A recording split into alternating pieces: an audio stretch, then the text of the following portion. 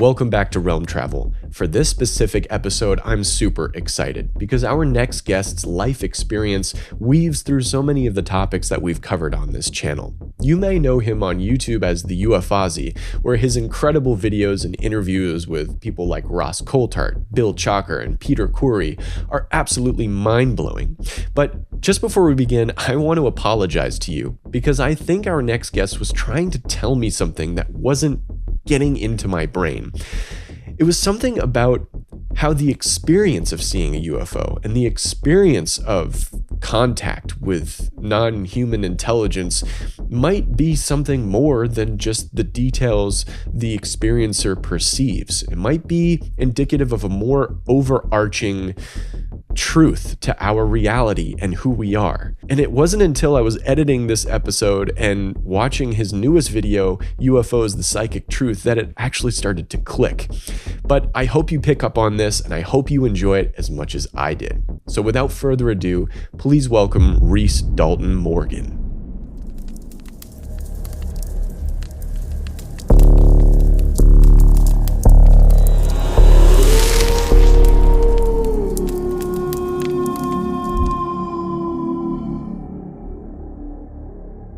Did you know that yanking on a dog's leash can actually be quite painful for the dog's throat?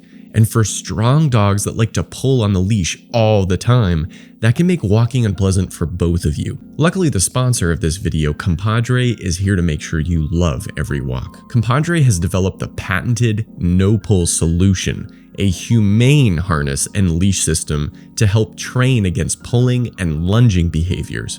Compadre believes that you don't have to hurt a dog or break their beautiful spirit in order to get them to be good citizens on a leash. The no-pull solution uses gentle corrections around the strongest parts of a dog's anatomy, the chest, which means that you can guide and train your dog without painful pinch collars, e-collars, or choke chains. This system helps you to gain your dog's attention and lead them to walk calmly beside you. Now with Compadre's no-pull solution, both dogs and humans have a clear line of communication.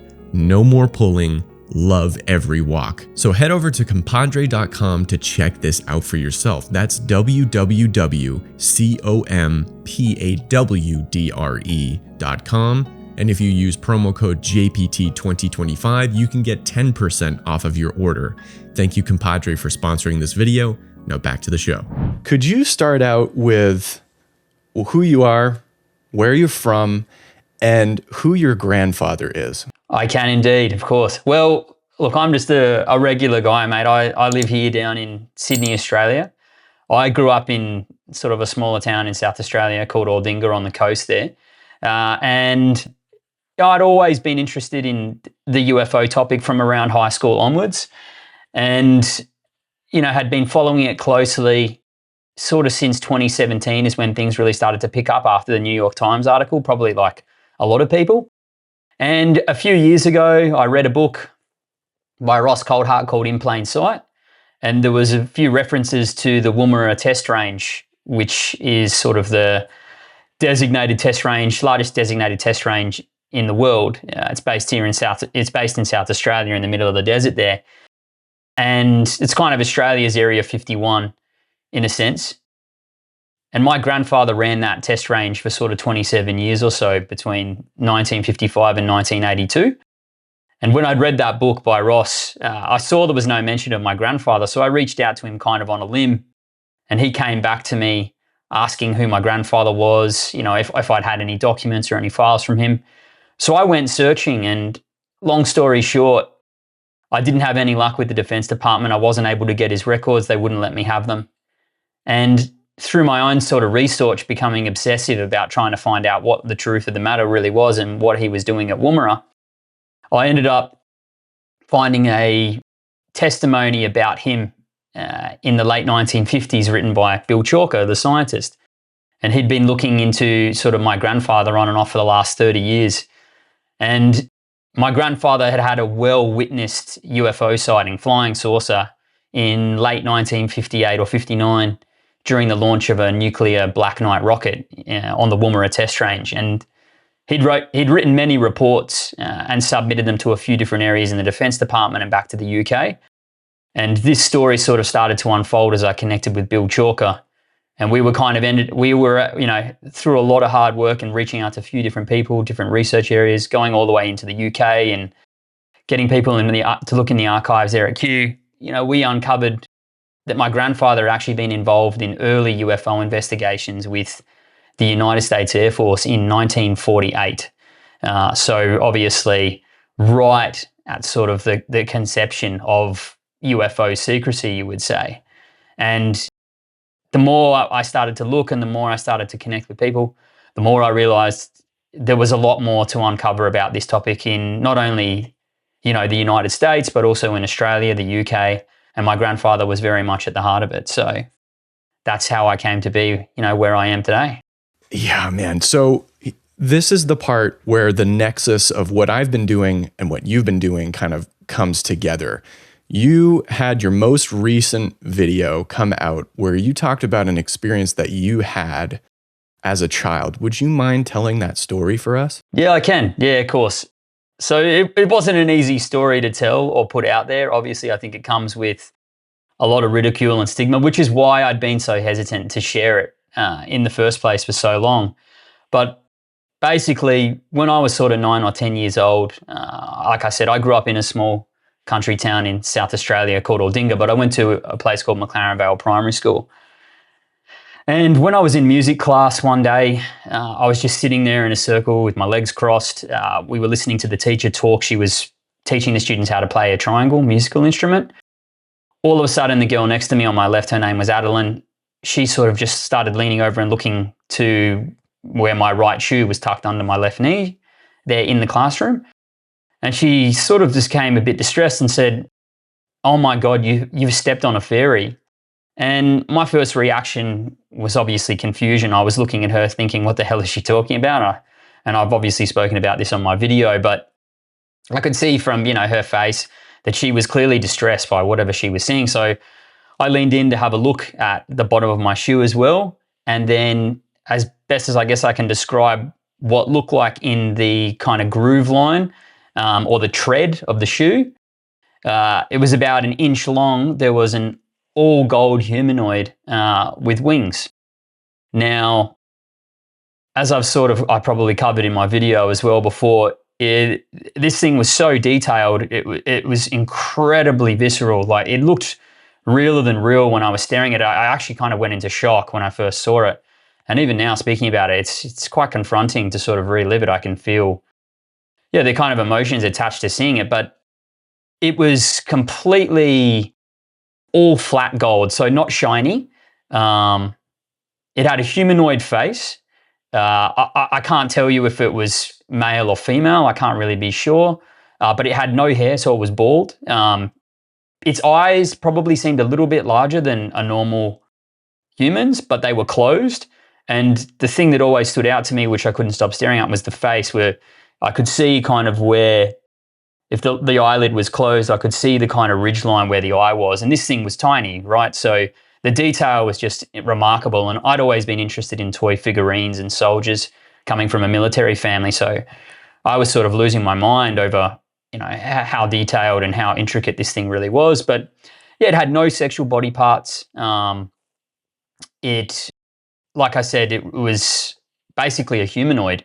And the wings, because of the way that it was in the tread of the shoe, if you were thinking of a dragonfly's wings like that, the tread of the shoe on the outside had forced the wings back across. So they were crushed back across. And even its shoulder blades were being crushed into the crevice of the tread as well. So it was actually had folded, its arms are folded almost across. And the best way I can describe it is it looked as if it was dead. It had the facial expression and the body, like the limp body of a dead creature, something that was alive that had now passed away. And I tried to get it out of my shoe, and I was sort of, had been staring at this thing for God knows how long, many minutes. And Adeline had been there as well and seen it. And it's sort of a strange memory because, I don't really know how much time went by or what else was sort of happening around me. It almost felt like a little bit of a trance. But all of a sudden, when I was trying to get this thing out of my shoe with my finger, trying to pick it out, the bell rang, and then I guess the students had already started to sort of get up and go out of the classroom, and I was still sitting there trying to get this thing out of my shoe. And the teacher said, well, Rhys, you got to get out of the classroom. Let's go. Put your shoe on. And I looked at her and said, miss, there's a fairy on my shoe. And as I sort of have described before, I don't even think she acknowledged what I said or paid any attention to it. But I got up to try and show her and said, look, miss, seriously, there's a fairy on my shoe. And she said, Rhys, put your shoe on. I have to lock the door, because it was recess and she wanted to get out of the classroom, I assume. So put the shoe on, basically tried hopping to the door and got outside the classroom, hopping on one foot, afraid that if my foot had touched down, I might lose the fairy, whatever it was. And when I sat on the top step, which is just a few steps down to the concrete pavement, I pulled my right foot up to have a look on my knee there, and the thing was gone. And I panicked and just ran in the classroom, scrambled around before she'd locked the door, trying to find it in the carpet there on the classroom floor, and never found it. And that was sort of, the experience in itself. I obviously went out to recess, and as I said, I don't really recall what the rest of the day was like or what happened, but that was my experience. Wow. Okay. And how old were you at the time again? 9 or 10. So this would have been grade 4, just before I had, moved to sort of Sydney the next year. So, yeah. And when you saw this, was it like, did you think it was an insect at first, or was it like immediately a fairy? Yeah, so when I first looked at it, the first thing that's, I guess, caught my attention was that it was all gold. And that instantly sort of like, I guess as a kid, I was like, oh, whoa, that's interesting. That's all gold. That's what I remember, the color especially jumping out at me. And as I looked into it, I guess my brain was probably searching for rational explanations as to what this is. And I thought, is it a dragonfly? Is it something else? But as I said, as I looked closer and as I started to really sort of examine it was glaringly obvious that this was not an insect. It wasn't anything that you could assign to sort of the insect world. As I said, it was a humanoid, and I trust, I guess, my obsession with military figurines and collectibles as to have at that time. And, kids can obviously, play into their imagination and probably can see things maybe sometimes that maybe aren't what they are. That's just the nature of being a kid. But this was very different. And as I said, there's kind of the gritty reality of whatever I was looking at shocked me emotionally. As I sort of described in my video,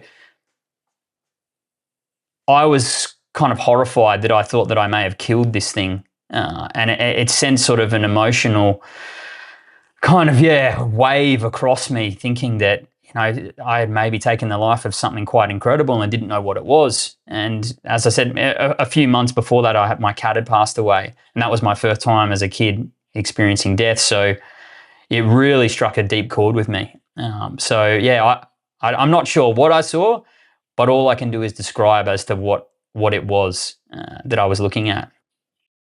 Okay, and just real quickly, you mentioned your cat, and my brain skipped over how long it had been since your cat had passed away. Couple of months, I believe. Couple of months. Okay. Yeah. It had been bitten by a snake. Yeah. Oh man, that's awful. Yeah. It was not good. Oh, and at 9 or 10, oh my God, that's got to be devastating. And so for whatever reason, when I first saw your video, I imagined that you were outside. And my memory of the video, because I purposely didn't watch it right before the podcast. I watched it a couple weeks ago, so I wanted to hear it again. But you were inside when this happened. In the classroom, yeah, sitting on the floor in a carpet classroom in music class, surrounded other students in a circle as well. Yeah, that is insane. And did you tell your parents? Did you try to tell your friends? How did that go for you? Yeah, I did. I became quite obsessed with trying to tell people that this had happened. I obviously told my parents, and I think my parents, like any good parents, said, "Oh, okay, yeah, maybe it was, maybe it wasn't." I could tell they weren't convinced. And yeah, other people that I spoke to as well. That following year, I moved to Sydney, and I told a bunch of people that it had happened. And as I said, I got kind of made fun of for it. Probably not the best thing to do when you move to a new school to make that claim as well. But I was so convinced by the experience that I felt it's so important to share and tell people that this had really occurred, because it had sort of transformed my worldview, at a young age there, that this seemed like something very important to share with other people and tell them that this is real in whatever way that we think that is. But yeah, I did. And, I had spoken with Adeline after about it as well. And she acknowledged that the event happened. And yeah, it was a confronting experience to have as a young kid, I have to say, because it was so outlandish and so extreme to try to convey what, to me was a real lived experience that no one could understand or believe it, and just saw it as an opportunity probably, to ridicule me for it. So I ended up just stopping speaking about it after a period of time. God, man. That is incredible. And just before I ask you about your grandfather, let me just put it this way. After, because you mentioned that this event kind of changed your worldview, kind of opened your aperture for what you thought might be possible. Since then, have you had other experiences? And what was that fairy encounter, you could call it, the next, like the starting point for it? Or have you not had anything since? Or like what is your experience with any sort of phenomenon? I have had other paranormal experiences. Yeah, they didn't happen until later on in life. So after high school was my next serious paranormal experience, but it was quite profound and confronting as well. When it was with someone else, and we were both of sound mind, and it was actually in Romania. So I was with my partner at the time. Her name's Anka. Her family she was from Canada, but her family was from Romania, and we went to stay with a family friend of theirs in a place called Moldavita in northern Romania, in the mountains there. And we were staying on a farm, and we were walking on a stony kind of muddy country. It was like a stony, muddy country road there, and the hills were sort of rolling on the sides upwards like knee-high thistle. And at the very top of the hills around you, you had this sort of black wood forest. So almost like a picturesque kind of Romanian backdrop. And it was beautiful, like absolutely stunning landscape. And we were walking on this road, just her and I, going for a walk, exploring the country there.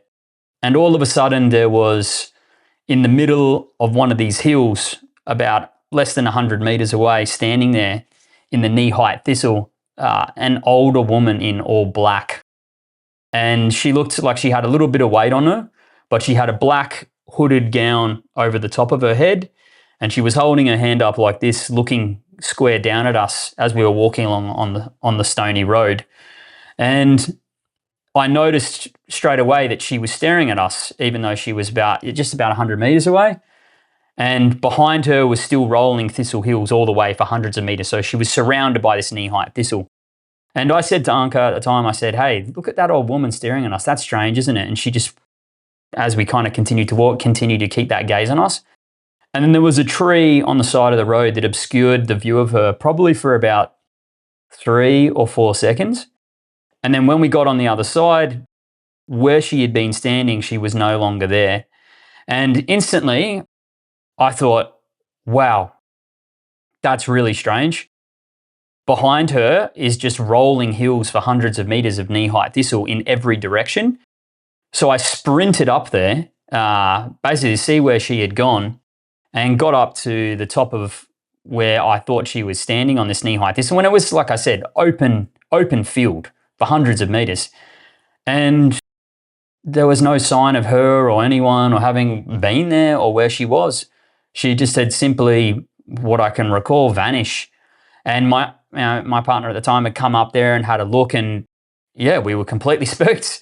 And the strangest thing about it was that area where we were in the farmland there in Moldavita in Romania, all the women wear very colourful gowns. So they wear the traditional head gown and the traditional dresses, and it's full of bright neon pink, turquoise, green, yellow colors. And she was in all black. And my first thought was, oh, she must be a widow. But as I said, once I got up there and had a look around, and there is no way that that person would not have been visible, even if she had had a minute to get away from where she was standing. You would still be able to see her because of the hills of thistle just rolling on behind her. So that was kind of my next experience. And then I had very intense paranormal experience in a home I was living when I was about 24, with my roommate as well. So incredible kind of poltergeist, crazy stuff that's probably too much to get into here. But yeah, that fairy experience or whatever that was my first. And then the woman in black in Romania was my second in my 20s. And then a very intensely haunted house when I was 24 as well. Wow. Yeah, so this lady, the only thing I can think of, and I forget how tall you said the grass was, is like, if this was a real woman playing a prank, an old woman would have to be extremely good at yoga and be watching you and then go, this is my chance. They're passing by the tree. Let me lie down in this grass as faster than an average old woman. Like, that doesn't make any sense. That's very weird. That's certainly very anomalous. Fascinating, dude. Yeah, very strange. Yeah. There's the reason why I ask that is it makes me wonder if when someone has an experience, or at least hears of someone else having experience that changes their worldview, it's almost like that opening of the aperture is like perhaps a physical thing, because you allow yourself to look for it, right? Like if you buy a red car, now all of a sudden you're looking at all the red cars on the street now, whereas you weren't paying attention to them before.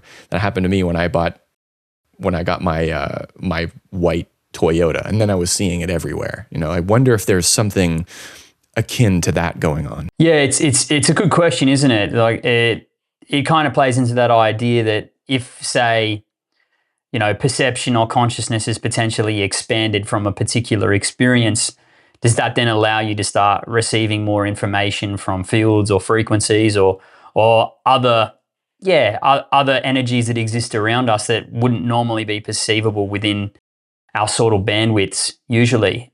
Does that then make us, I guess, vulnerable or perceptible to other experiences? I'm not sure, but it makes for a good question. Yeah, I'd love to know at some point in my lifetime, but we know that there's pretty good evidence that these things, the paranormal, whatever the UFO phenomena is, and fairies are potentially connected, because one of the other things that blew my mind, especially about your latest video, was, I believe it's when you were looking through the diaries of your grandfather. Is that correct? Yeah, it's actually his biography. It's actually his war biography called Tommy Leader. So obviously I have, scoured that book one too many times for trying to find any clues or information. But as I said, my grandfather was very much, a black and white military man. He, lived and died by the code, and wasn't anyone who would speak about anything outlandish, never one to exaggerate, extremely unassuming. And in that biography, there was one account where he was almost killed, where his fuel tank when he was in the Battle of Britain was hit by friendly fire, and it exploded, caught fire. And he had to essentially crash land the plane. And in that account, he had spoken about how his good fairy had essentially saved his life. There had been shrapnel that had come through from the plane, the metal, when the fuel tank exploded. It hit him in the throat and the face, but his mask had been up and taken most of it. And he described that, as random as it sounds, that his good fairy had saved his life and that she had been with him that day. And when I read that, I obviously instantly sort of took me straight back to my childhood with that encounter. And it doesn't necessarily mean that what my grandfather was referencing was anything to do with, my own experience. My grandfather was Welsh, and I think fairy folklore is a huge thing, a part of that culture. And that some people obviously do strongly believe in that phenomena there. It's sort of ripe through the cultures there in Celtic, as you know very well. And when I read that, it made me wonder if my experience was somehow related to my heritage. And what I mean by that is, obviously, as I've explored the UFO phenomenon, I understand through other people's experiences, through what I've tried to read, learn, listen, and try to take into account, that whatever this is that we're sort of engaging with at some point appears to be able to potentially draw in from our history, our DNA, our fears, our thoughts, our experiences. It may be connected to everything around us. And I wondered if somehow that maybe my experience was materialized using my own ancestry's connection to fairy folklore somehow. And that was sort of one of the first things I started to think about when I read about my grandfather's mention of the good fairy. Oh man, it gives me chills, dude. It gives me chills. And I just want to make sure, as an open-minded skeptic person, if I'm correct, he didn't describe the fairy. This is maybe the only time he mentioned that word fairy. So, perhaps he could say, akin to like, oh, my guardian angel was watching over me. Yes. Maybe it could be something like that. But definitely, the fact that he is Welsh, I mean, if anyone here is a subscriber of Realm Travel and they look into, like you said, the fairy faiths in Celtic countries like Wales, you will find descriptions of credible people. Some of these were architects, some of these were justices of the peace, and this and that, just describing fairies in a way that sounds like what we describe UFOs are. And so, look, I don't know if it's at the very least, it's an insane synchronicity, because your grandfather was working at Woomera, the Australian Area 51. And here's this yet again. It's like, I don't know what to make of it, but it is striking to me. I mean, from that point, where did you go from there? Like, did that make you want to dive more into the folklore? Did it make you dive more into Woomera and your grandfather, or like both? Or like, where did you go from there? Yeah, that's a great question, because I think what I started to piece together is there's clearly something bigger going on here than just maybe one emphasis or focus on a particular folklore or the particular UFO phenomenon. There appears to be some kind of connection in one way or another. I can't say that for sure, but when I started to obviously speak to a lot of different experiences and talk to people that had UFO encounters, this connection with the paranormal really became prevalent and obvious. The amount of people that have had a UFO encounter or some type of, anomalous experience with the UFO phenomenon, generally appear to have paranormal experiences after or around that. There's a major intersection. And the big question is it the same thing materializing or manifesting as, a different phenomena, but it all resides or comes from the same phenomenon?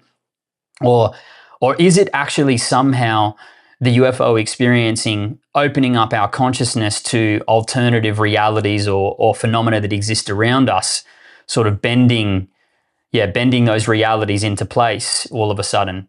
So I've been trying to take a step back and look at the bigger picture, because I can't even confirm through my own experience if what I saw was really what it was, like if it was a fairy or if it was something else materialized to present that way. So I'm very focused on kind of how perception and consciousness plays into this kind of conversation, and where the intersection with the paranormal falls into that. Because I think it's easy to become distracted with the nuts and bolts and the craft and wanting the tangible proof that we're so desperate to have. But this sort of psychic component and paranormal aspect that exists alongside it is very much a big piece to this puzzle that I think we have to focus on. So that's where I've spent a lot of my attention and time of late. Yeah, I agree with that. And I'm so glad you brought up the nexus of all other types of paranormal things, because this is something that I'm personally focusing on right now. And there, you know, for people who might not know this as well as others, I'm sure y'all do, but the interviews of James Lukatsky and Colin Kelleher, who were program managers at the OSAP program, the Advanced Aerospace Weapon Systems Application Program, they seem to also correlate that whenever they widened their berth of investigation from a UFO site, they start getting testimonies of ghost-like behavior, poltergeist behavior, shadow beings, Bigfoot or big feet, perhaps. I don't know which one is Dino correct. beavers, dog men. Yeah. And so what is it about that makes them coalesce, that makes the Venn diagram kind of overlap? I have no idea, but here's a question for you. I've been dying to ask you, in your research or just in your familial experience with your other family members, you know, your grandfather was working at this highly secret site, potentially, if not probably, experiencing UFO sightings, UFO encounters, potentially a crash retrieval. Did either your grandfather or your grandmother, your parents, experience any paranormal phenomenon? Yeah, so this is a really interesting sort of trajectory that we can go on here, because this is going to get a little strange. So my father, who's the son of my grandfather, has experienced nothing, zilch, right? My mother, who is the daughter-in-law of Tom, so who my father married, she has had experiences with UFOs and close encounter entities through her life. And she had never spoken about any of this until last year, or I think it was last year, when I revealed all the research about my grandfather. And she had a lot of deep respect for my grandfather and knew what he was like. And she sat my father and I down after she'd heard about everything that had come out about Tom and his experiences. And she sat my father and I down and said that she'd had close encounters from when she was young with what you might call entities of some sort, craft in her later years, and then the lead up to what we might associate with an abduction phenomenon here in Australia in her 30s, out in the desert there outside Uluru, a place called Yalara. And this was extremely confronting, obviously, for me, given how much I had learned and how obsessed I'd become with the topic, trying to figure out what's going on. But it shocked my father more than anyone. My father was absolutely rattled by this. He actually couldn't believe. He thought she was making it up and said, "Were you on medication? What's going on? This can't be possible." He couldn't handle what she described, and my mum had kept this to herself for, she's 70s now, so she'd kept that secret for being married to my father for decades, and I had never known any of this, and had no inkling that this was in my family at all. But when she told me that, I thought, wow, what's really going on here? Because the strangest part about it all is my mother is head of communications for Australia's only nuclear reactor as well, which is just kind of another piece of the puzzle which makes your head spin. So yeah, as you can imagine, I've got a lot of questions about what else maybe sort of sits in my family history or if it's related at all. But yeah, I'm still trying to get to terms with what exactly is going on as well. Yeah. If you're a sane, rational person, and your eyes are not closed and your ears are not covered, you have to ask the question, what the hell is going on here? Why is it that people who are either in charge or guarding or in any sort of relation to nuclear energy have these types of experiences? Obviously, not all of them, but why? Yeah, it's tough to know, obviously. I think we've heard a lot from a lot of people that there is a connection between sightings and nuclear sites, but we have a lot of accounts as well that seem to be around those areas.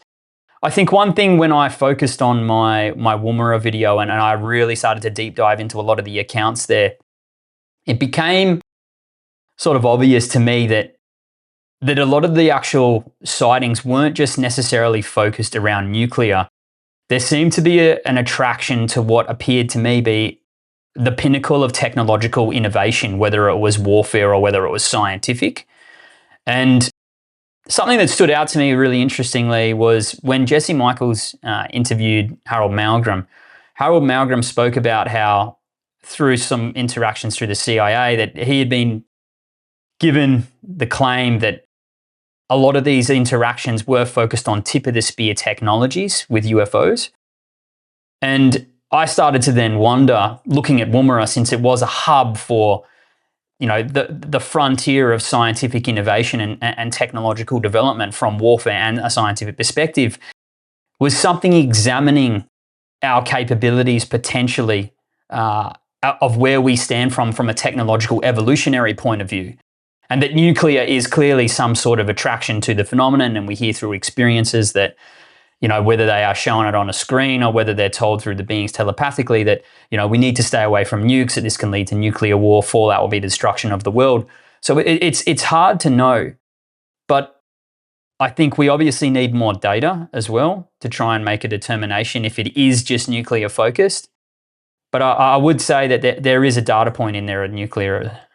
Yeah, definitely. And I think science, the scientific community needs to band together and actually start looking at this and start knocking on some doors, if not loudly knocking, because it's time. I mean, if I doubt anyone, I don't think Neil deGrasse Tyson would be watching this video, but if he is, we have the grandson of an extremely high up pilot and high up at Woomera telling you that these are real experiences that run through the family, whether it's paternal or maternal, and it's real.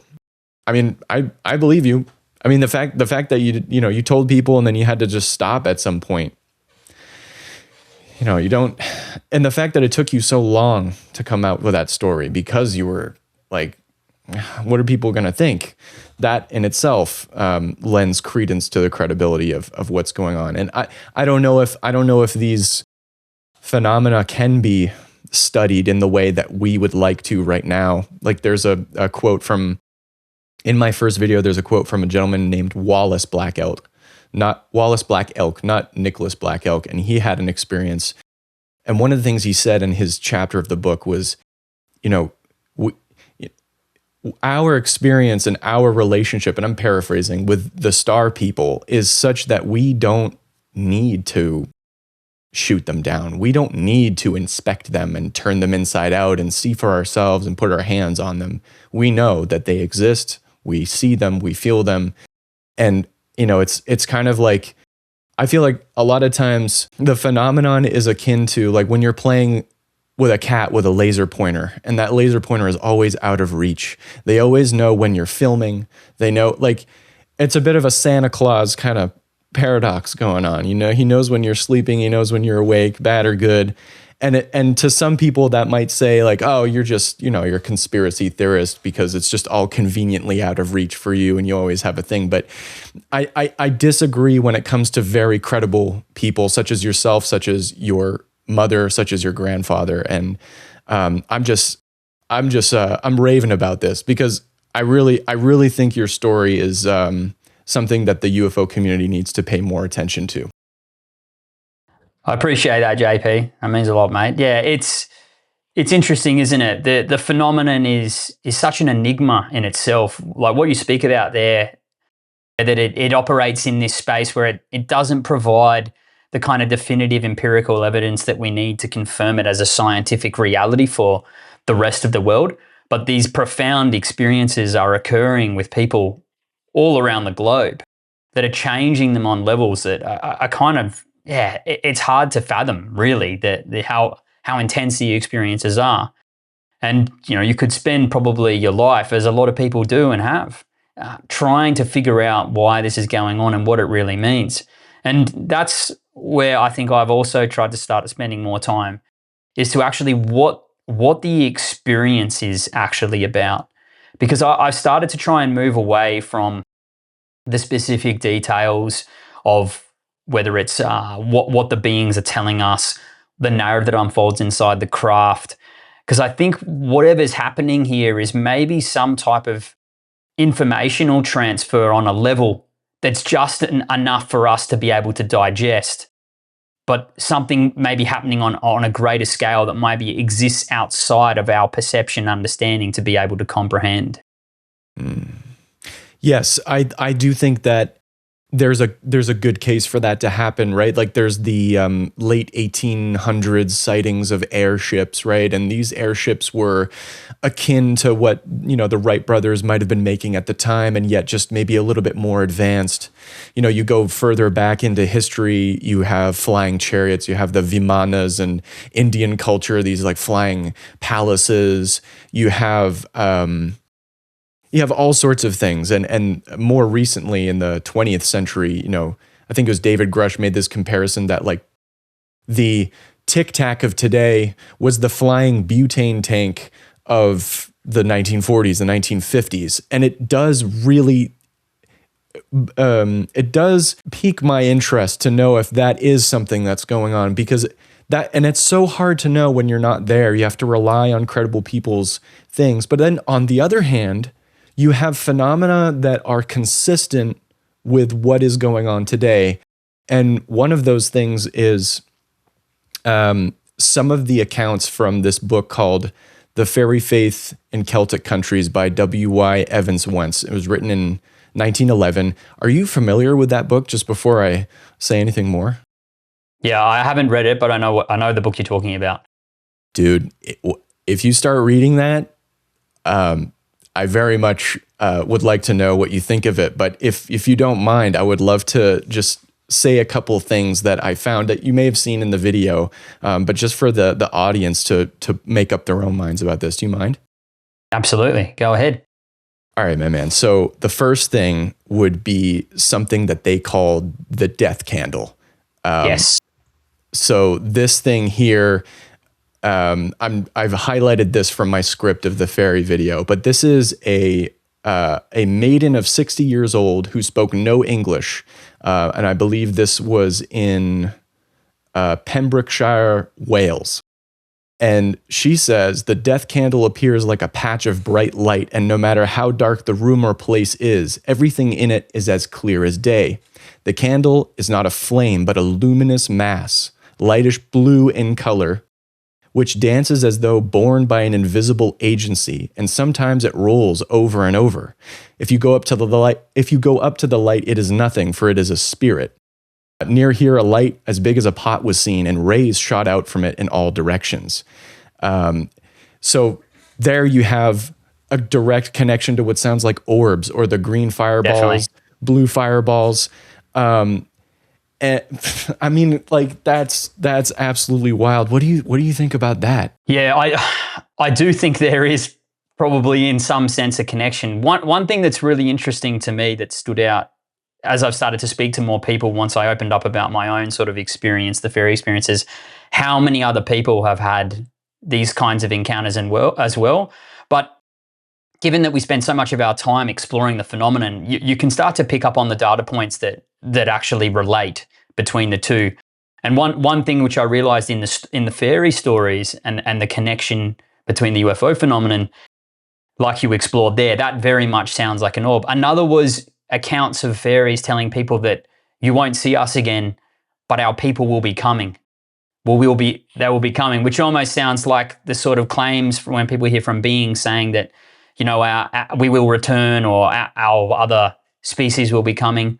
And another, which I think plays more probably into the consciousness aspect, which I noticed within fairy accounts, is some people would be drawn to go outside in the middle of the night out of their property, like a subconscious calling, and they didn't understand why they were out there.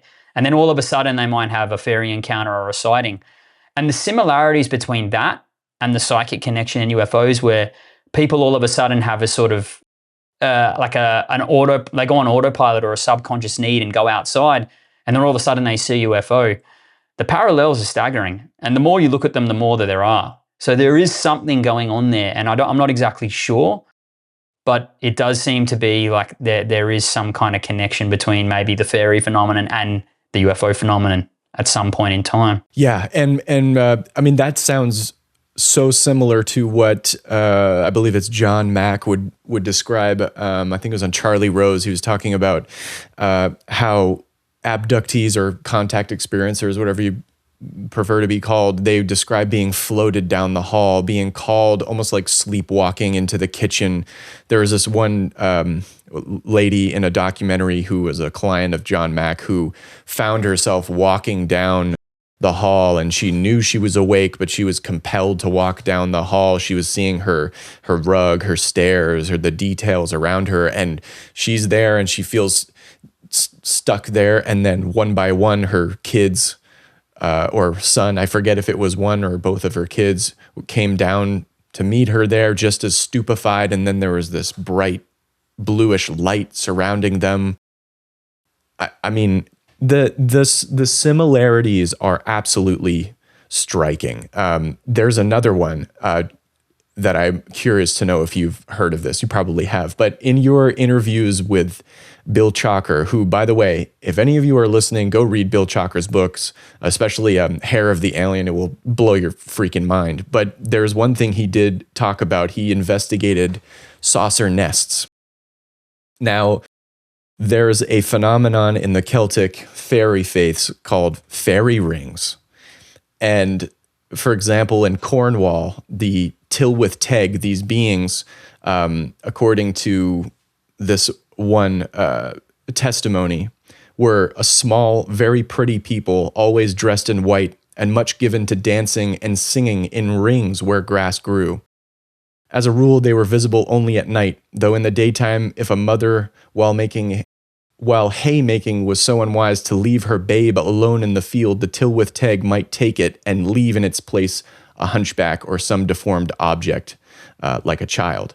And that, you know, whether it's, these Tylwyth Teg coming and being seen dancing in fields and making imprints on the grass or changing what grows there, that sounds a lot like a saucer nest. Yeah, it does, doesn't it?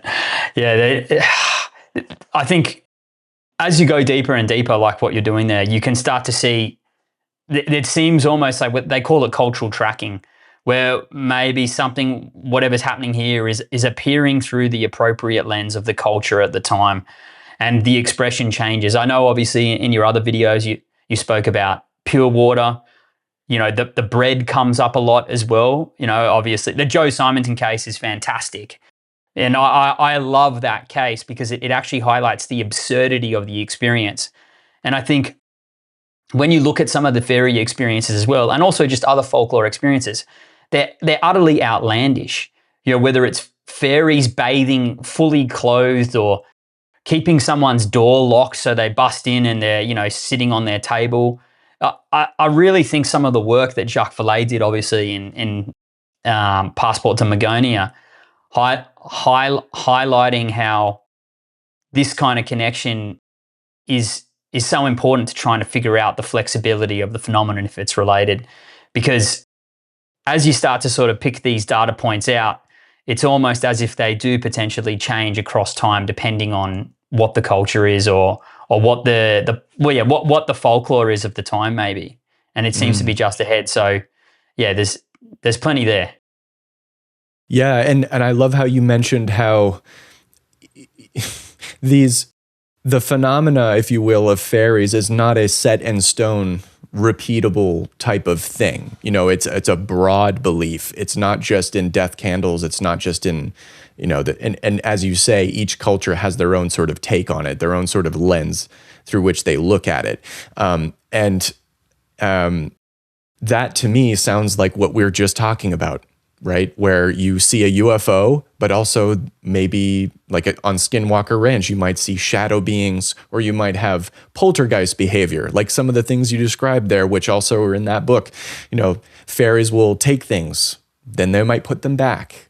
Then they'll take them again just to fuck with you, you know? And it's a very trickster-like behavior, which very much reflects, again, the case studies of OSAP. And I want to see if you're aware of this as well, but that in itself can be directly compared to these specific beings in Australian Aboriginal cultures. I don't know if you're aware of either the Wangina. Yeah, the Wangina is definitely one. What do you know about that? Because I could probably learn a lot from you. So the Wangina obviously come from a specific tribal group up in the Kimberleys. There's a whole area, very ancient land, thousands and thousands of years old. The interesting thing about the Wangina is if I think you start to go into the detail of what some of the translations are of what they actually are and what they inhabit is they appear to be beings of water and the sky, or sky beings, cloud spirits, right? And there's a very fascinating quote which is translated, and I've got a book right here just behind me, which is about the son of obviously one of the famous painters who he continues to do the Wangina tradition in the caves there. And they translated the Wangina as they exist in the space between space, and they have influence over the land and the people, even if we don't know it.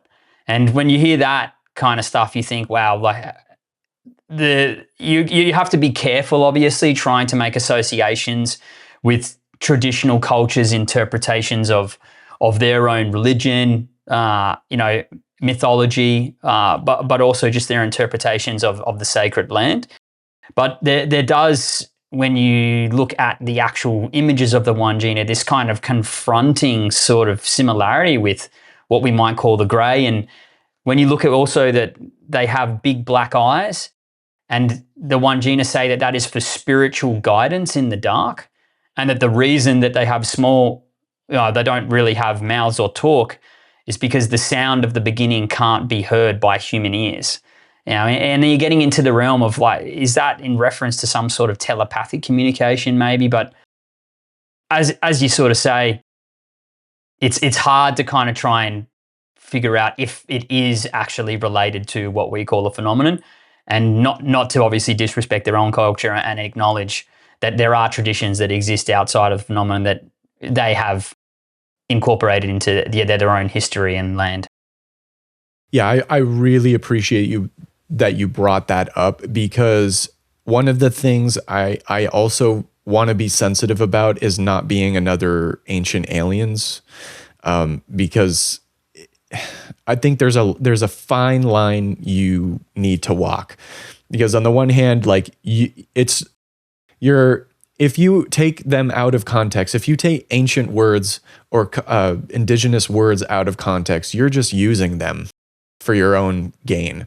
And that's why, like, I really want to just quote the indigenous people's accounts and then quote the modern accounts and just say, hey, isn't that interesting? Like, I'm not like, and I really think I'm really appreciative of what you said, because it's not like we're trying to say this is absolutely the Greys. This is absolutely, because like we've described before, I think people should probably be prepared that if we ever come to some sort of agreed upon truth of what this phenomenon or these phenomena are, it might not be what we're ready to comprehend, and it might be completely unexpected. And just before I forget, I'm extremely curious. Could you tell me what that book is that you're drawing that from? Yeah, it's this one right here. You can see that. I can send you that. There's the old Wangina right there. Got you. All right. Well, I'll definitely be able to screenshot that bugger.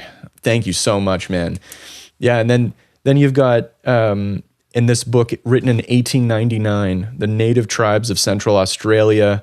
You have these beings in the Arunta tribe, which are near Alice Springs. And these beings called the Iruntarinia, they're directly referenced by W.Y. Evans Owens as having similar behaviors as far as what the indigenous people believe, and can be directly compared to the fairies. This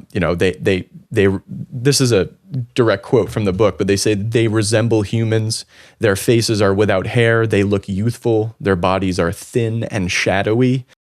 They have poltergeist, trickster type behavior, but also watch over certain individuals. They have taken women who wander too far at night. They are said to communicate at times through dreams. They are beneficent beings, but are also capable of great cruelty. It sounds familiar, doesn't it?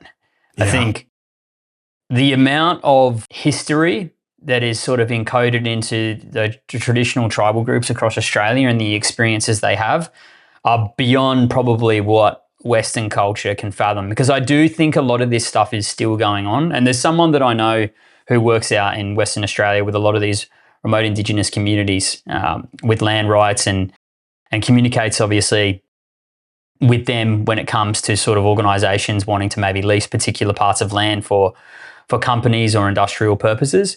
And there's levels of information that you're privy to based off trust. And once a group allows you into a circle and you start to hear what they would call, whether it's secret men's business or women's business, you would then start to find out that these kind of encounters that we would call paranormal or anomalous are occurring in these remote Indigenous communities, I believe. And it's their stories to tell. It's not up to us to try and tell those stories for them. But there does appear to be far more going on than meets the eye out there than we will ever know, maybe. Yeah. God, it's so fascinating. And I think it was a gentleman who you've had on your show before, Mr. Ross Coulthard, of course, the OG. And I think he had an episode where he went to go investigate this remote place in Australia where these objects like straight lines would appear or orbs. And dude, and I honestly think that we could probably get more answers, more satisfying answers from talking with people like that. And I really hope that, as the world becomes more, the internet becomes more accessible to everybody by choice, hopefully, that some of these people do choose to share whatever they're comfortable sharing. Because I just when I listen to these accounts, it's so mind-blowing that we can compare modern UFO experiences to theirs. And it makes me wonder if a lot of the secularized societies, because they've lost their spiritual and ancestral understanding of what these are, we kind of see it through a different lens, right, than they do. And perhaps we could gain more knowledge from seeing it through a more respectful, naturalistic kind of lens. Yeah, I completely agree. I think if we were to take everything that has been passed along through their culture in terms of maybe what we might call consciousness and connection with the land and these sort of, we call them anomalous experiences, but I don't think they look at them as like that. I think they interpret these experiences as part of the universe. That's not something that exists separately for them, but their understanding of what this may be light years ahead of where Western culture is because of that connection that they have to the land. And, it's ironic. I know obviously there's a lot of controversy around Skywatcher and, the statements that were made around looking, in Indigenous cultures where people that had a more purer, traditional, natural life might possess psychic capabilities that enable interaction with the UFO phenomenon, and that's actually what they're going for. But, you could absolutely see that if there are Indigenous cultures that exist out there that are in tune with what we might call, the environment or maybe something else which is related to consciousness, that they're going to have a better understanding of it because of how pure their connection is, rather than it being sort of tainted by everything that exists in our world today. Yeah. Yeah, dude. Oh, yeah. I just love this subject, dude. And I love that you've come like almost full circle into like, you've understood. You were like, your grandfather was such a role model for you from what you've described, and like you really were proud. And I love hearing the pride in your voice when you talk about your grandfather. I feel the same way about my grandfathers and like where they were at, and then to find that it connects with, I think you would probably agree, the most important subject potentially of ever of our time, of understanding who else is in our fishbowl. You know what I mean? Like, it's so cool to see. And this brings me, if you don't mind, to some of the other people you've spoken with. You've spoken with Peter Coury, and there's a specific reason I want to bring this up too. But first of all, what was your sense of that gentleman? I'm just absolutely fascinated by his case. Yeah, he's a lovely bloke, very genuine, very down to earth. I think when we went there, to the place where all these experiences had occurred and sat down with him and spoke to it, it was quite confronting being in that environment where those kind of intense abduction-like experiences had played out, and you could feel the weight of the energy in a sense in that place. So there was a presence to that environment, I would say. But Peter in himself just strikes me as someone so genuine and kind of forced to face the confronting reality of an experience that sits outside something that we may be able to comprehend, that I didn't sense any, I guess, ill intention on his behalf to make up or embellish anything that he had encountered. He was retelling his experiences as they had come to him. And I think because he's such a, soul to the earth, down to earth individual, the way that he was sort of articulating his experiences were potent, because it wasn't like he was trying to make it any more than what it was. It was just his interpretation of an experience that occurred to him in whatever tools he had to explain it. And I think when you get at the heart of whatever was occurring there, it's so complex and it overlaps with multiple aspects of altered states of consciousness and reality, that whatever was going on in his experiences is, we're just scratching the surface of trying to understand it. There's so much to it, and you can't really sit there and try and piece it together without understanding the full story. And I think there's probably parts of his experiences that he hasn't shared that provide more insight into this puzzle again. But yeah, incredible man and incredible experiences to go with it. Yeah, I like what you said about perhaps he has experiences that he might not be willing to talk about, or just doesn't know if he wants to go there or not. But just before, I'm kind of dancing around these things because I want to do it in a specific order. But one of the things, yeah, get into it. Well, the thing that is really the focus of my fascination, obviously, it's the most dramatic thing that happened to Mr. Coury. And for those who don't know, he's a gentleman who is Lebanese and migrated to Australia later on in his life, but had experiences in Lebanon.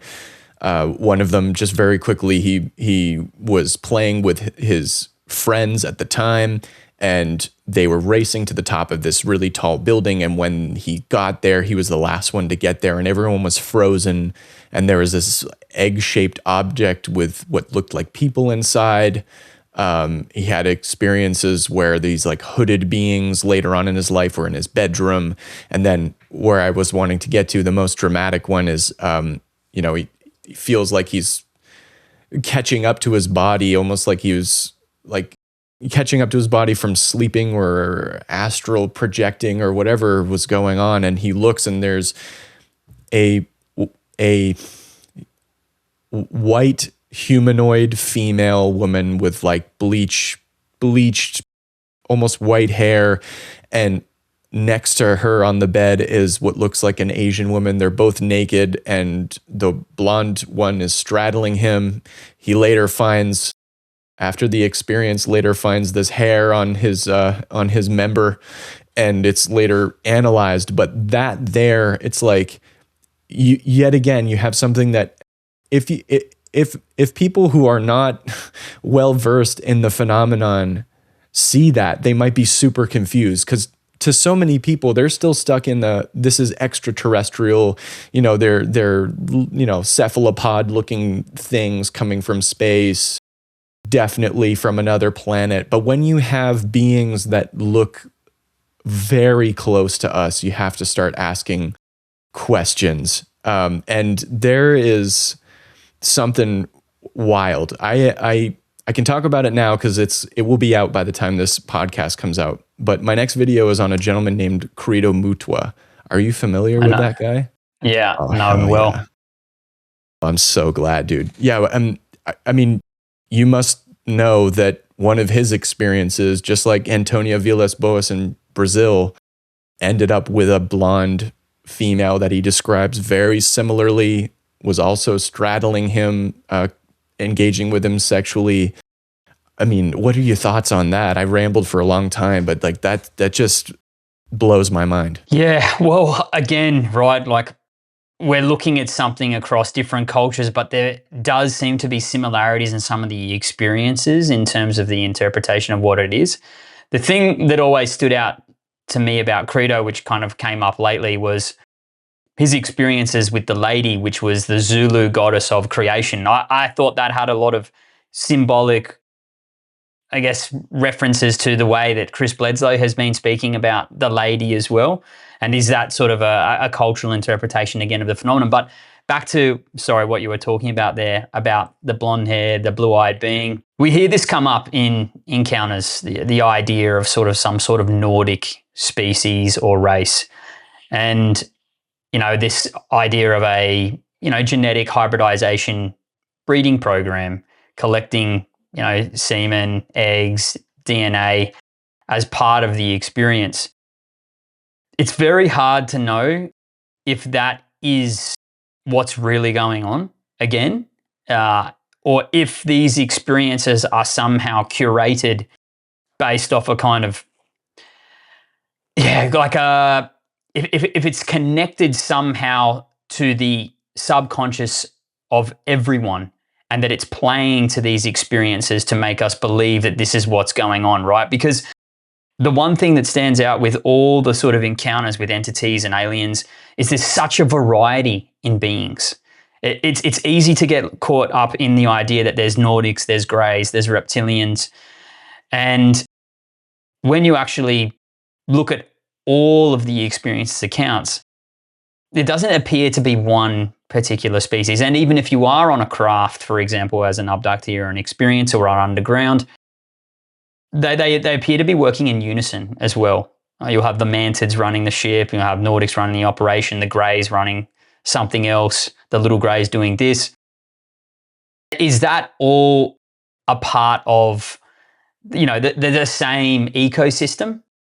Or is that an experience that is kind of being designed based off something that's feeding into us, drawing from us to create those experiences as well, and playing to it once we have the Nordic archetype in our zeitgeist? Does the Nordic archetype then appear in other experiences, accounts? Or is there really a Nordic race collecting sperm and eggs as part of a breeding program in case we destroy the planets from nuclear war and they can rebuild it with hybrids? I don't know, but there's a lot to it, mate. As I said, I think it's hard to know what's really going on because these go on, sorry. No, you're good. I'm just, man, I wish I had the budget to either fly to you or get you to fly to me because of this delay. But this is so fascinating, man. And just before I kind of go off of what you said, I didn't include this in my last video, and I should have. But you make an incredible point as the female being he had experiences with. I believe he calls her Amarava. And that's, you made a connection between him and Chris Bledsoe, and frankly many others, right? Like the Virgin Mary, these female beings come to people, and you just peeked in my head. There's these ancient Hermetic texts that are attributed to Hermes Trismegistus, this sort of like conglomeration of Thoth from ancient Egypt, Hermes from Greece, and sort of Byzantine influences and edits to the text. But in one of them, I believe it's from Isis to Horus. Isis explains to her son Horus that when God, if you will, created the universe, he created a being in the shape of a woman, and he gave that woman's shape the role of nature and to look after the being the mother of the nature. And so there you have, from a conglomeration of these incredibly ancient texts and opinions on what the divine feminine might be. And you find that again today. And I'm so glad you picked up on that, man. It's so freaking cool. And man, I forgot where I was going with that, but do you want to say anything about that? Yeah, well, it's like I said, it's hard to know exactly what's going on, but the data point I think we can probably take from a lot of those accounts and those experiences is there does appear to be mythic folklore and mythological archetypes incorporated into experiences. So with Peter's, obviously, where we're speaking about the blonde-haired, blue-eyed woman that's on top of him, straddling him, right? Now, I'm not sure if you know about the biochemist that was doing the testing of the DNA hair sample, right? When his father had had a heart attack during the testing, he had to fly overseas, and they were expecting him to not make it through the night. And in the middle of the night, that father, essentially on his deathbed, encountered a blonde-haired, blue-eyed almost being of light that held his hand, and there was some kind of alleged energetic transfer, and he was healed. And the being told the father, who was the father of the biochemist that was flying there from after doing the DNA testing, almost like hitchhiker of some sorts, that its name was Sirona. And Sirona was the Celtic Gaulish goddess of fertility and reproduction and healing. And when you look at that and the similarities between the being that Peter encountered that had started the DNA testing and the being that had allegedly saved this father's life the next day, he was cured almost like a miracle, as ridiculous as it sounds. But again, is it the same thing appearing to people in the same form, but it's drawing on our own collective consciousness of mythology, history, culture, and somehow playing to it, and that's part of the disguise or the shroud that is around the phenomenon to stop us from discovering its true nature or form. Yeah, and then further from that, as you're well aware, the DNA testing that comes back from that woman, just briefly, right? So when you take a DNA test, you should get the same DNA despite where you take it from on the hair. And they did a specific cleaning routine to make sure that there was no fuckery going on with the tests. But they found in one part of the hair a rare Chinese Mongoloid type, and in another part of the hair they find a rare Basque Gaelic type. And it's like, what the hell? Like, okay, how skeptical can you be for how long, right? Like how much can you go like this? Like, that's wild. The synchronicities are insane. But here's what I'd love to ask your opinion on, or at least what you think. You've got people who are in two different parties that I think are equally credible. You've got one party who, like Credo Mutua, who and probably his most prominent and well-known experience was highly negative, right? Where he was abducted from Mount Nyangani and he extremely traumatized. You have people from John Mack's books, other clients of his that felt betrayed because of the way the beings first presented themselves. There's one case where like it was like an owl that came through someone's window and they didn't know if they were dreaming or not, and the owl turned into a Celtic god, and then they slowly realized this was an abduction. And so you have these very negative experiences, traumatic experiences, but then equally as credible, people like Chris Bledsoe, or people like the scientist who is studying the hair, who say they have these benevolent, positive experiences. And in some cases, you have both in the same experience.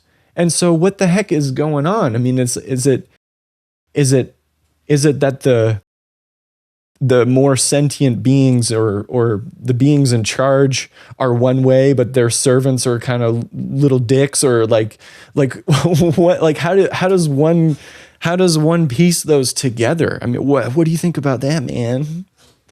Yeah, that's a tough question, but it's a great question, and it's important. It's important to look at these kind of issues within the paradox of the phenomenon, because I think it's interesting when you start to compare it to, say, something that might occur in nature.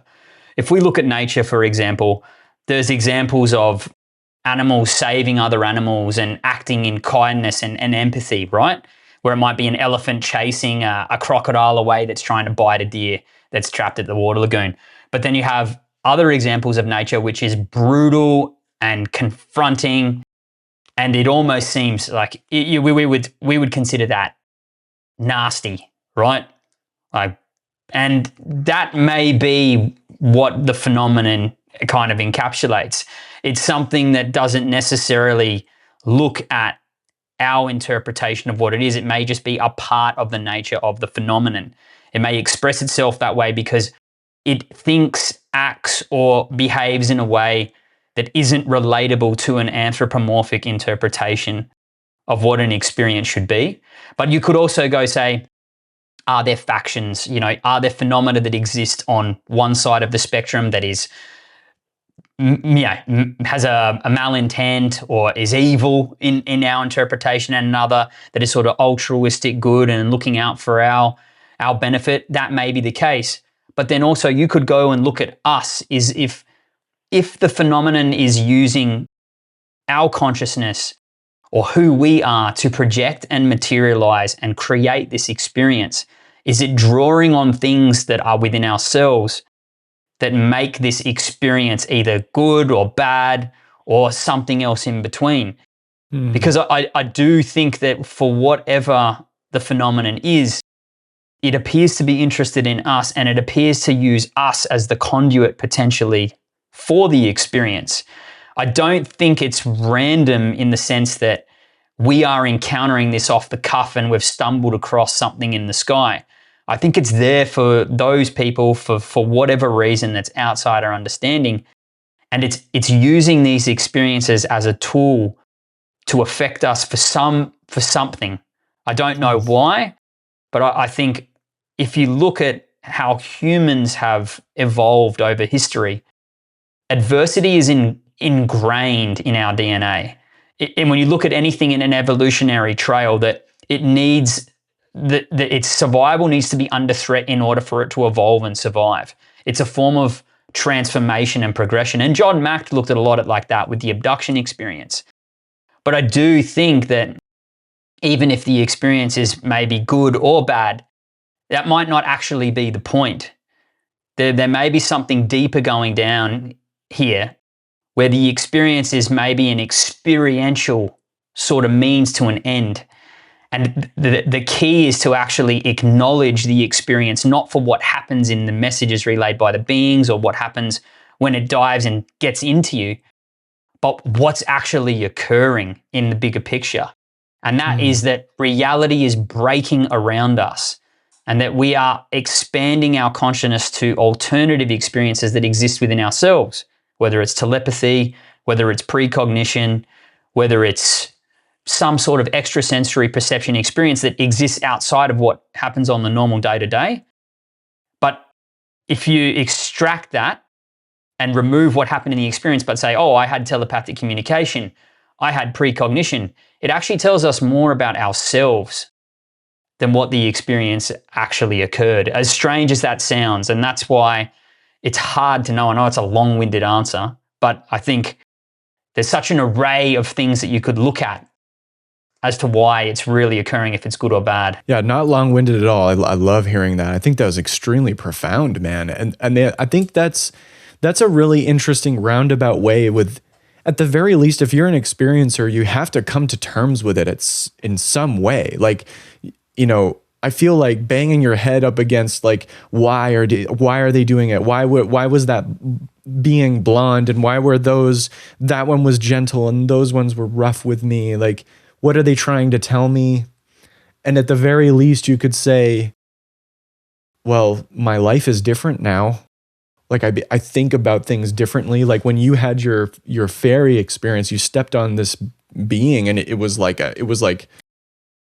you know, mind changing, and when as you were speaking, it made me think of Dr. Nolan in Stanford, and how he's looking at people's brains who claim to be experiencer, and the caudate putamen seems there's like an abnormality, or if it's, I think it's scarred in a way. And so there's a specific, there might be a way in which that maybe the experience itself opens the mind of a certain person. And maybe, do you think it's like the phenomenon is like Voldemort in the Goblet of Fire, where he finally, you know, gets corporeal form and he's like, I can touch you now. And it's like, maybe the phenomena is reaching out and touching us and saying, there we go, I got you. And now, like, I don't know, but go ahead. Sorry, yeah, no, it could be something like that. As I said, I think when you look at a lot of experiences, you realize that they're not necessarily random. Right? If I look at so many cases in Australia, people say, oh, you know, this craft appeared here and there, or I was walked outside and then it appeared and I was paralyzed, or I was driving my tractor by it in broad daylight and it rose out of the lagoon. These experiences appear to be tailored, in my opinion, potentially, for us to perceive at a certain point in time for a reason. And when these encounters unfold, what you were sort of saying there about the effect on them appears to be profound. If we look at everyone who becomes involved in this field, the synchronicities appear to increase, the coincidences in your own life start to grow. There is an absolute truth in that, and it's not necessarily able to be explained in a scientific way, but it starts to open your mind to possibilities that you otherwise wouldn't have explored if you hadn't gone near this field or dived into it or had an experience. This idea of expanded consciousness, I think, is key to the phenomenon. And that's why I think it is interested in us. And we want to look at it from as I said, an anthropomorphic perspective, and trying to say it's good, it's evil, it's a bad civilization, it's good. But if you have ever read the book Solaris by Stanislaw Lem, it's a science fiction book, and it's a profound analogy for something that could be like the phenomenon. And what it is in the book, there's an ocean that's being studied by scientists. It's another planet. And the ocean is sentient. And the ocean uses, basically, the individuals who are studying it on a space station, it creates physical material beings from their memories to interact with them on the craft. And we don't understand what its intention is, or why it materializes those peoples from their past to influence them, to send them to their death, some of them to save them. It highlights the complexity in dealing with a phenomenon when you don't understand its nature or why it's actually the way than what it is. And I think this is what we have to come to terms with when we're studying the phenomenon, is that if something exists in advance of intelligence or consciousness far beyond we can fathom, right? Like trying to teach an ant quantum physics, for example, right? Using a VR headset. We just may not be able to capture the profound nature of the phenomenon through our own lens. It may just be beyond us. But all we can do is look at what it's doing with us. And that's why I have to go back to that it is changing us, that it is affecting us. And Jacques Vallée's gone deep into this with the control system theory, obviously. And then you can look at, obviously, John Keel, who's looked at the super spectrum as well. But I would take it even further and say that I actually do think it has more to do with opening us up than it does to do with itself. And that's why I think it could be a tool. Maybe not what we're interacting with is actually the phenomenon. That may just be the conduit that's being created to interact with us, to influence us, to set in stage this development of whoever we are, or maybe I've lost, I don't know. Well, what you're saying is like, I'm trying to piece this together in my head. Is absolutely fascinating. You know, if your goal is to expand a person's consciousness, well, what can be gained from expanding a person's consciousness? From the point of view of an ancient text, it's the development of the soul. It's the rising to divinity, to be immortal. And I don't know, maybe there's some sort of desire from the phenomena in the form of a soul, in the form of a more developed soul. And I mean, you can't know that. You know, it makes me think of, there's a video, an incredible video of these scientists in Africa, and they are darting and tranquilizing a rhino. And the way they do it is they fly in on a helicopter, they shoot the rhino, then the rhino is like, you know, what the hell is going on with me? He's freaking out clearly, but he's getting drugged. And then they cover his eyes with a towel, and then they cut off the horn, or they put something in the horn, like a tracker inside of the horn, so that they know when the poachers come around, they can track that horn. Or it was something like that. The rhino has no freaking clue that's what we're doing. All the rhino knows is like, you eat or you be eaten. I care about my children. I care about my friends. I don't want to get eaten. I want to have that beautiful grass and those shrubs, and whatever else kind of beautiful rhino intricacies that go on in its mind. But like, or like, you know, you take your dog to the vet. This is something that blew my mind when I talked with John Blitch, is like, when you take your dog to the vet, your dog is freaking out. Your intention is good. But the dog doesn't know that, like, it needs to be immunized. It doesn't know what the system is, what currencies we go by, what insurance plan you have. It doesn't have it doesn't have the resources to understand that. It doesn't mean it's unintelligent. It's not at that plane of existence. Or like, what got me, dude, is I'm a macro photographer, and which is why I'm extremely jealous you live in Australia. I love bugs, right? And one of the things I often find myself doing is going out in the middle of the night into remote areas where praying mantises might be, or something like that. And there was a specific night where I was having trouble with getting a mantis to stay still. And I'm trying to photograph it while being gentle. And there was a point where I was like, dude, just stay still. Just let me take my photo of you. I will leave you alone and we're good. Like, and when I spoke with John Blitch, his experience, one of them, and he's telling this with a lot of emotional power behind it, is what he remembers is this memory of seeing a giant, what looked to him like a praying mantis, big grasshoppery mantis bug being. And it was telling him, stop squirming. Just let us do our job. We can't hurt you. And I was like, there's clearly something that we are not read into cosmically or dimensionally or whatever that is, man. And I hope we get somewhere to get some answers with that at some point. Yeah, the abduction phenomenon is probably the closest we get to the experience from at the heart of the phenomenon for whatever it is. And it's hard to understand exactly what's going on there, because these experiences, like you said, they seem so confronting when people are being taken from their places, from their beds, floated through walls, up to the craft, operated in a kind of cold, calculated method. And yeah, John Blitch's experiences are incredible terrifying, but incredible. But that is the nature of the abduction phenomenon. It appears across the board.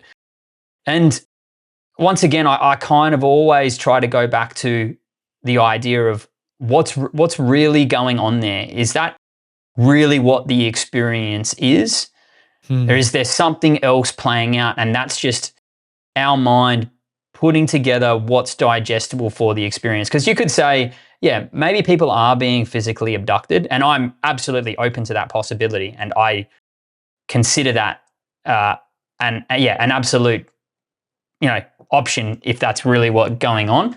I also consider the idea as well that maybe people's consciousness is being extracted, and there is some engagement with the consciousness per se. And these experiences are an expression of an event with them engaging with our consciousness also. But it's still able to leave the physical impression on the body or the imprint as well. We don't really know what's happening in that sort of space. It's almost like an altered state of reality. That's where the Oz factor comes in, right? Where before these experiences happen, it almost appears as if there's some kind of dimensional shift where people are transported to where they are right now, but it's still the same, but something slightly often disturbing. Or you can have a cone of silence or an experience that means that something has changed in the way that we're perceiving reality. And it's still physically real, it's still psychologically real, but we don't really know what's going on. And that's the problem that we have right now. And there's no definitive proof, really, to say that this is actually what the experience is, other than what the accounts have from the people that are living them, which are real. Those are real lived experiences for them. And to ignore them is foolish, because there's too many accounts and there's too many similarities in the accounts for people, to have basically fabricated those stories. And the trauma is so real. Whether it's they shake when they relive it. And as I said, my own mum, right? Like I tried to get my mum to look at John Mack's book Abduction and just take her time, and she couldn't even read a page. It's too much, because the experience is too full on. Yeah, this is what I hope people who make and you shouldn't read comments, but because I'm such a small channel right now, I kind of don't have a choice but to see the comments. And it's like people are like, this conversation is not going to move forward disclosure at all. You guys are just yapping and flapping gums and hooting and hollering, tomfoolery, engaging yuckahoos or whatever. As Ross Coldheart would say, like lick spittles, which I freaking love that he word. Loves a dude. lick spittle.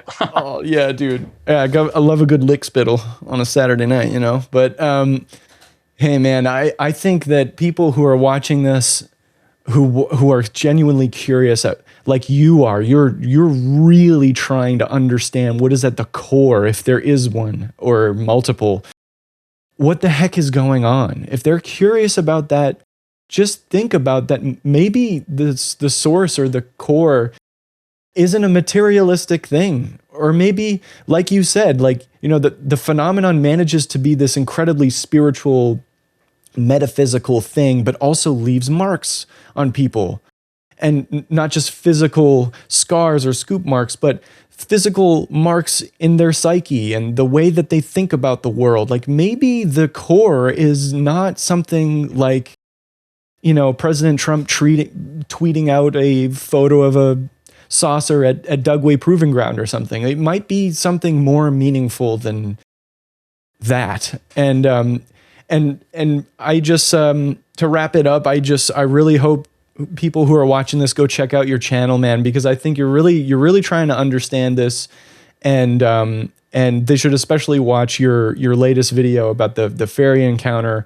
And I hope that the people who made fun of you watch it and they might apologize, because that's fucked up, man. Like you don't laugh at someone who's a sexual assault victim. Like we don't, whether you were there or not, or whether you think it happened or not, they're telling you something that takes a lot of bravery to tell you. And so, have some respect for people. But dude, it's been an absolute pleasure talking with you. I have to stop it here because it's getting late and I'm getting hungry.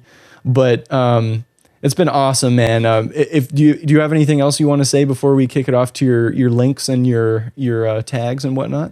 No, mate, it's been a pleasure too, JP. Thanks for having me on, man. It's a great chat. Obviously, it's always good discussing the phenomenon and this bigger issue of reality with like-minded individuals. And I really appreciate the work you're doing, mate. I think you're going to get, more eyes on you, and you're clearly, obviously, attracting people who are in this for the right reasons. And I think that's important. It's the work, that we do for genuine causes, and to actually try and progress this for the people that have experienced things, that this reality is here, that we need to work together, to try and get this out in the open. Because for some people, UFO entertainment is probably out of control now, and it's become more about, clicks, likes, engagement.